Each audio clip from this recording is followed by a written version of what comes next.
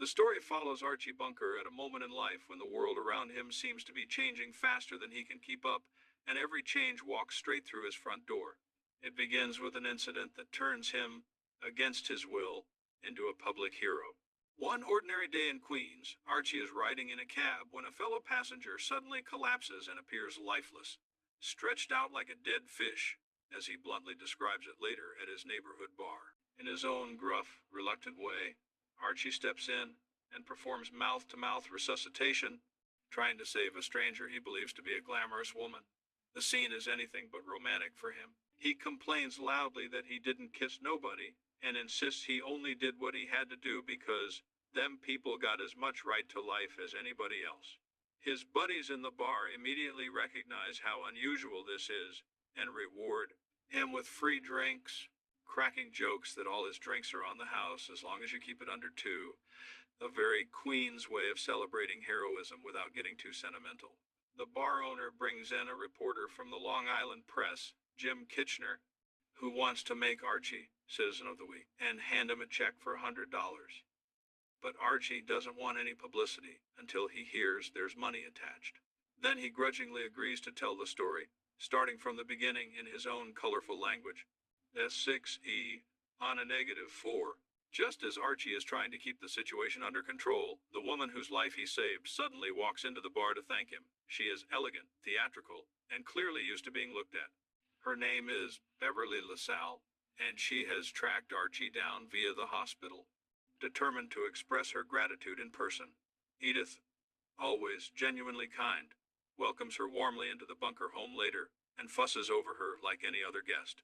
Beverly explains that she is in show business, performing 3 shows a night, and that her collapse was due to exhaustion after too many weeks without a night off. Edith, taking her words at face value, assumes Beverly is a typical female performer and even remarks that it is smart for a woman to imitate other women on stage. Then Beverly carefully corrects her. She is not a female impersonator who happens to be a woman. She is a performer, assigned male at birth, who performs in women's clothing. She uses the word transvestite, a term the Bunkers barely understand. Edith is politely stunned but still tries to be kind, while Archie, arriving home and realizing the lady he rescued is not exactly who he thought, is thrown into a comic but revealing moral crisis. On the one hand, he wants the glory and the check for saving a damsel in distress. On the other, his rigid ideas about gender and masculinity are shaken by the fact that his heroic act was performed on a person he struggles to categorize. The comedy comes from Archie's inability to reconcile his prejudice with the reality that Beverly is polite, grateful, and quite brave in facing his reaction. Even as he tries to hide his discomfort, he still can't resist basking in the status of local hero, asking his family to keep quiet about certain details so the newspaper story will present him as the ideal working-class citizen who just happened to save a life on the way to work. While Archie is busy managing his hero image, drama is building inside the family. Gloria, his daughter, discovers she is pregnant. Instead of uncomplicated joy, the news triggers a serious conflict with her husband, Michael. Michael, the young, liberal intellectual of the family, has been obsessing over issues like overpopulation and the fate of an overcrowded world. In his anxiety, he starts to argue that bringing another child into this world may be irresponsible. Gloria hears not philosophy, but rejection, and her happiness turns into fear that her own husband does not want their baby. She visits Irene, the thoughtful neighbor, hoping for understanding and emotional support. Instead, she finds herself in the middle of a complex moral conversation about reproductive rights, personal autonomy, and the tension between ideals and real lives. Irene gently challenges Gloria to think clearly, but Gloria is overwhelmed and begins to consider the possibility of ending the pregnancy. When Edith enters the conversation, the emotional temperature rises. She is a woman from an earlier generation who has watched television debates about women's rights and thinks in abstract terms she might support a woman's control over her own body. Yet when the woman in question is her own daughter and the life in question is her potential grandchild, her certainty collapses. She admits that when she watches women talk about these issues on television, she can nod along, but sitting face to face with Gloria, she feels, in her own words, already in love with that baby. Gloria is torn between her love for Michael and her fear that becoming parents will drive him away. She cries that Michael left me and I'm going to have a baby, worrying that she might lose her husband and raise a child in a broken home. Edith tries to reassure her by saying he will come back, that he probably just went to the movies, but Gloria is not convinced. In this moment, Archie walks in with his usual gruff impatience, seemingly more irritated by the late hour and the noise than concerned about his daughter's crisis. Yet when Edith pushes him to be nice and let Gloria talk, we see a softer side he rarely shows. He sits with Gloria, and slowly, the conversation becomes a kind of father-daughter reckoning. Archie reminds her of the past, how he used to drag her to school when she was 6, how she hid behind him and cried, how other kids teased her for needing her father to take her by the hand each day. He confesses that even when he let her walk alone, he secretly followed half a block behind, tripping over garbage cans, because he was too busy watching her to see where he was going. He tells her again about the first time he saw her through the glass in the hospital nursery, when she was one newborn among many. He describes how he picked her out immediately and rapped on the glass until she looked up and, in his memory at least, gave him a big baby smile. For Archie, this story is proof of a bond that has existed from the first second of her life. As he coaxes a smile from her now, he tries to translate that bond into a reason to keep going, to face the uncertainty of motherhood with the knowledge that she was once a helpless baby he loved fiercely, and he cannot forget that feeling. Michael eventually returns home after walking the streets alone, trying to sort out his thoughts about the future. Archie cannot resist a few jabs about Michael's habit of walking and thinking at the same time, but Gloria and Edith make sure he understands how serious the situation has become.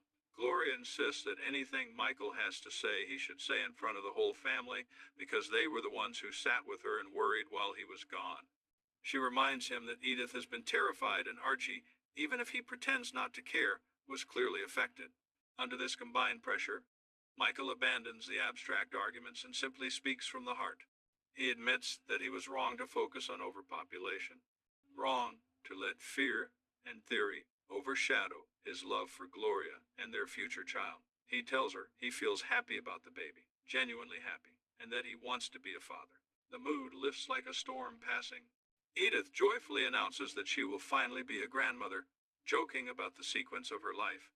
First, wanting to be a wife, then a mother, and now finally a grandmother. Before Archie impatiently tells her to be quiet so the real point can land. In that living room, without any clever philosophy, the family moves from panic to a fragile but real hope, showing how a working-class household wrestles with moral complexity, fear, and love all at once, using jokes and arguments as their tools to survive. Parallel to these intimate family struggles, Archie faces another battle out in the world, a fight over status and dignity at work. At the loading dock where he has spent decades of his life, a new foreman position is opening up. Archie, with his seniority and old-school loyalty, believes the job should be his. However, he hears that management is under pressure to promote women into executive roles, and that his neighbor Irene Lorenzo might be considered for the role. To Archie, this is almost unthinkable. At dinner, while grumbling over cottage cheese, he launches into one of his trademark rants about what women are created for, claiming that their place is in the kitchen and in the nursery, not in offices or boardrooms. When Michael challenges him, Archie reaches back to prehistoric images of cave women with short legs and fat butts that supposedly made them easier for men to catch, so they could be forced to make meals and babies. Michael counters with sarcastic questions about cave women with long legs and skinny bodies who could outrun the men, and Archie doubles down, joking that such women had to be brought down with a rock, while cavemen with short legs and fat backsides became the ancestors of men he mocks as fags. It is an ugly caricature, but it reveals his deep anxiety. He sees the shift toward female employment and equal opportunity as a direct threat to his sense of manhood and his economic security. In the middle of this rant, Archie's longtime black co-worker Elmo shows up at the house for the first time in 20 years of working together. Archie is surprised, joking that maybe the reason Elmo's never been inside is that he was never invited. Their banter has a rough, affectionate tone. They know each other from countless hours at work, and now Elmo brings important news. He has learned that their boss is about to launch a new charity drive. and that whoever signs up first might be seen as the fair-haired boy, the favorite who gets preferential treatment. Archie immediately sees this as his ticket to securing the promotion before Irene or anyone else can claim it. The plan is simple and almost comically cynical. Show up early, volunteer for the boss's favorite cause, and hope that this act of generosity translates into career advancement. Behind the jokes and the scam, there is a serious picture of how working people maneuver within systems they do not control. Archie does not believe that experience alone will be enough to guarantee the job.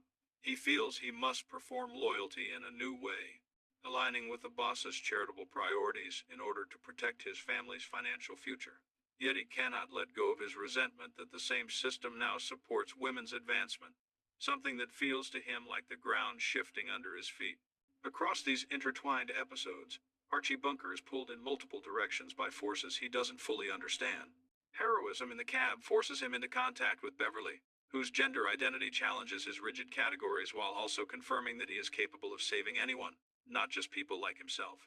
Gloria's pregnancy and Michael's intellectual panic drag him into a late-night heart-to-heart that proves his love for his daughter runs deeper than his bluster, as he uses old memories to remind her she has never been alone. The promotion fight at work pits his traditional ideas about gender roles against the realities of a changing economy, where women like Irene can realistically compete for positions he once considered a male birthright. Through it all, Edith acts as the emotional glue, welcoming Beverly, comforting Gloria, nudging Archie to be kinder, and reminding everyone that underneath the noise they are a family that needs each other. In the end, the story does not present neat solutions or grand ideological speeches. Instead, it shows a household navigating change through daily quarrels, awkward jokes, and small acts of courage. Archie remains stubborn and often offensive, but we see him performing CPR on a stranger, sitting quietly with his crying daughter, and worrying about his job because he genuinely wants to provide for the people under his roof. Michael, for all his talk, has to admit that love for his child matters more than abstract theories about the planet. Gloria learns that her fear can be met with support from her mother and even from a father who rarely shows tenderness. Beverly, stepping into the bunker home with full makeup and full honesty, forces them to confront the difference between their assumptions and the reality of a human being standing before them saying thank you. The bar, the workplace, and the living room form a triangle where questions of identity, morality, and power play out. But the constant thread is that life keeps moving. New babies, new headlines, new job openings, new kinds of neighbors, and the only choice the bunkers really have is whether they will grow, however slowly and clumsily, or cling so hard to the past that they miss the humanity in front of them.